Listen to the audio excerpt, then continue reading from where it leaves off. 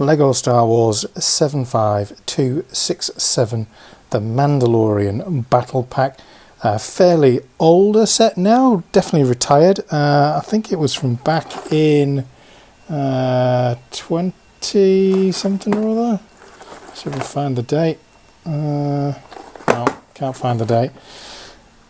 So, 4 minifigures, all generally sell quite well. Obviously retired set now, so a little bit harder to find. Those army builders always make it a decent one.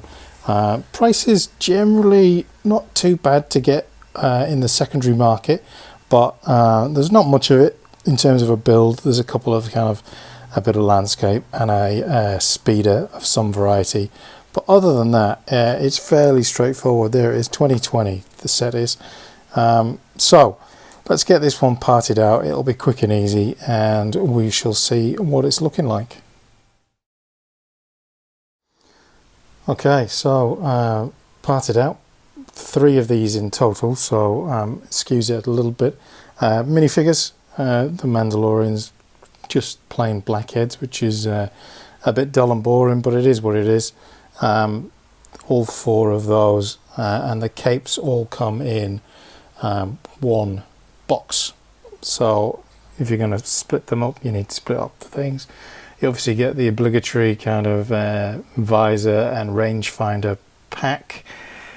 1 6x6 light blue grey plate, which is for the little build that goes with it, and then some pretty bog standard parts, to be honest, kind of inverted slopes, a 2x2, some slopes, some plates, a few brackets, that for the little speeder.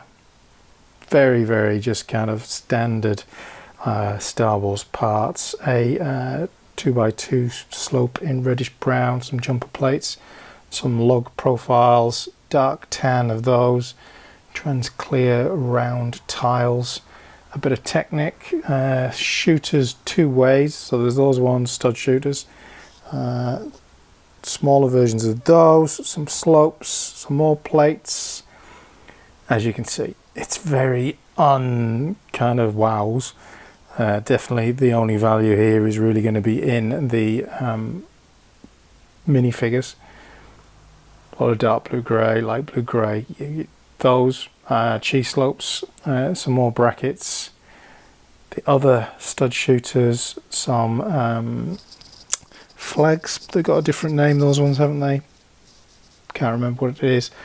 Some bit of dark grey, then the trans red, the studs for the stud shooters, and some slopes, like long cheese slope type things, probably called something else, wedges. And there we have it, all of the parts. Pretty quick and easy part out. So let's crack that open into a BSX file and check out what its value is coming up as. So let's take a look at 75267, the Mandalorian Battle Pack. 6 months sales average 35.31, current 48.65, so quite an increase on a 6 months, probably driven by the minifigures, I would suggest. In terms of them for sale, there's a fair few for sale, down as low as 26, 12, 30, 32, 34, 35. I think this kind of probably sold originally around the kind of the 35 mark. I'm not entirely sure, it was been a while. Anyway, it is retired from Lego, so 75267. Can we see what it originally cost? No, kind of eBay's doing it at various prices, anything from 39 there with free postage, 45 there, 39, 36, 34.80, 22 sealed in the box, got 10.75 postage, so that chucks that up. Probably something that you can easily pick up on Facebook Marketplace. A fair few for sale. There's one for 25, but 11.60 postage, so you're not really getting any bargains, and you're definitely not getting anything above its part out average at the moment. So let's jump in and have a look at the BSX file. So as I imagine, I think it's going to be pretty much the minifigures that are driving the price of this. So let's just scoop that in and then stack it so we can see what the most impressive things are at the top. So yeah, the minifigures all sitting around that $6 mark, 682, 668, 662, 647, and then it's really about that 6x6 base plate, and then we're into small change from there on in, really. As I said kind of earlier, not particularly incredible parts in it. Definitely something that you'd need to be doing in some high volumes to get that. So what's that coming out at? 34.69 versus 35.31. So the actual sale price has gone down, whereas the current sales inventory average looks like it's pretty high. Let's double check that current sales inventory average, and yeah, the minifigures are all jumping up $1 or so. That plate and the instructions remain the top ones, and not a lot of change in that. I imagine somewhere along the line someone's got these minifigures on for a massive whack, which is oh, let's go back there, minifigures, which is what's skewing that current inventory average. Let's just wait for that to load. Obviously nothing on eBay really to write home about. This is taking a while, isn't it? Let's close that one down. Not having a bar of that.